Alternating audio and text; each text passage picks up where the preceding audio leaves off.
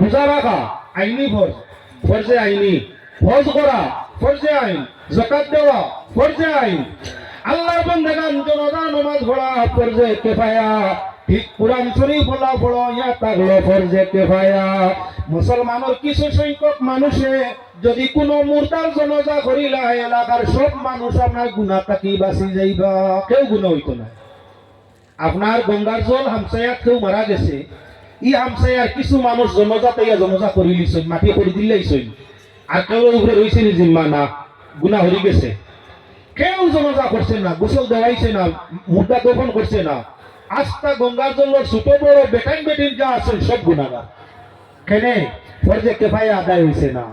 OLA আমরা প্রত্যেক মুসলমানের জন্য পুরুষ নারী তলবুল ইলমি ফরিজা আলা কুল্লি মুসলিমিন ওয়া মুসলিমাত, আল্লাহর হাবিবে ফরমাইছেন প্রয়োজনীয় শিক্ষা অর্জন করা পুরুষ নারী প্রত্যেক মুসলমানের জন্য ফরজে কিফায়া, সবার জন্য ফরজে কিফায়া।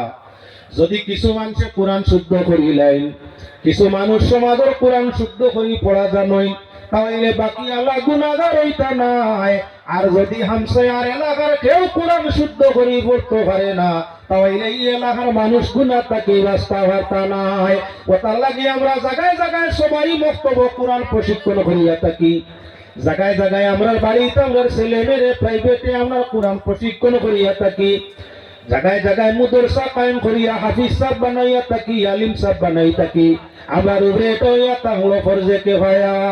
মাদ্রাসার মিয়া সাহেব কালেকশন গেলে নানান মানুষে নানান কথা কয়, মাদ্রাসার মিয়া সাহেব কালেকশনের মাঝে গেলে নানান সমালোচনা আলোচনা আরম্ভ হয়। মাদ্রাসা যেটা এটা এটা আমরা লাগি ফরজে কিফায়া।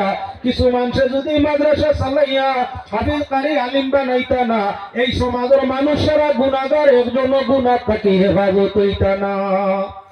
তাহলে মাদ্রাসা চান্দা দেওয়া আমরা ফরজে কিফায়া, মাদ্রাসা রক্ষা করা আমরা ফরজে কিফায়া।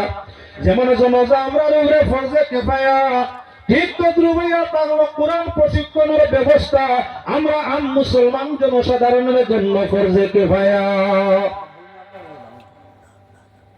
সুবহানাল্লাহ ওয়ালহামদুলিল্লাহ লা ইলাহা ইল্লাল্লাহ, সুবহানাল্লাহ ওয়ালহামদুলিল্লাহ ইলাহা ইল্লাল্লাহ।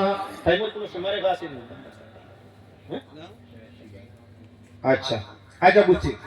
সুবহানাল্লাহ ওয়ালহামদুলিল্লাহ লা ইলাহা ইল্লাল্লাহ। কোরআন প্রসঙ্গে আমি সাহাবায়ে কেমন একটা হাদিস আপনার সামনে শুনাইয়া মাত্র সংক্ষেপের দিকে নিমো ঠান্ডা বেশ যাইতেও কিছু মানুষ আর কমলে বাদে বেড়া লাগবো, যার কারণে আমি চাই না আপনারা আরো 15 মিনিট সময় দিতে পারবা ইনশাআল্লাহ। তাহলে আলোচনা আপনারা সামনে দিয়ে যাও। আল্লাহর হাবিব সাল্লাল্লাহু আলাইহি ওয়াসাল্লামে কোরআন শরীফ পড়িতা বাইতুল্লাহ শরীফের মধ্যে হিজরতের আগে দুশমন আমার মাঝে সবচাইতে বড় দুশমনকে বলে আবু জেহেল, আর কে বলে সেই যুগে আপনার কি বলে উতবা সাইবা বখতরি, এরা আল্লাহ কোরআন বা নবীর পরম শত্রু। দুশমন হলে মিলিয়া আপনার মিটিং করিয়া জানাই দিলা, যদি কোনো মানুষ আমরা কুষ্টা আপনার মুশরিক কুফার কোরআন